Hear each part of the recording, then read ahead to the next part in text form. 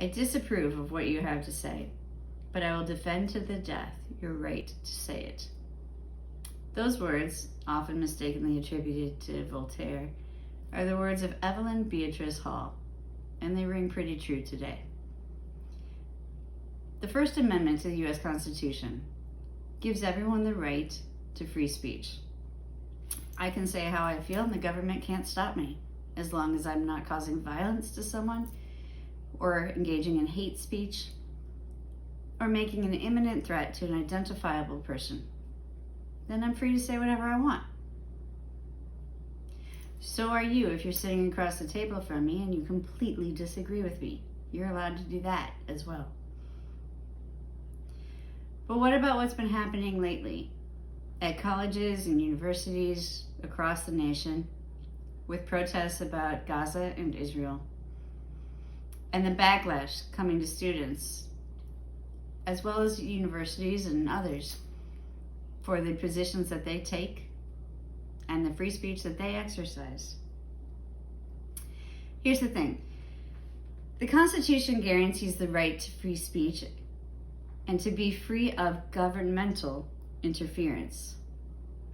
That's a key part, because these universities are not governmental entities for the most part. Public schools may be a different story, but any private university, not a governmental entity, and that private university has as much of a right to its own free speech as do the students who are making their statements. So let's take a quick look at Harvard.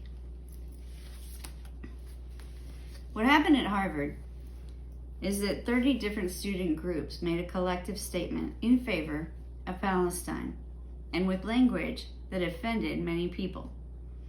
And so those other people who were offended came out, made statements against it, and asked the university to condemn those Harvard students. That's all free speech. The students are allowed to make that statement. Those who disagree with it are allowed to disagree with it.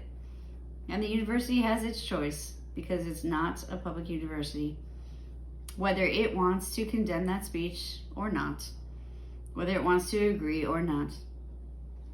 And things got a little trickier right after that, when some CEOs of organizations said, "Tell me who those students are so that I know who not to hire. Give me their names."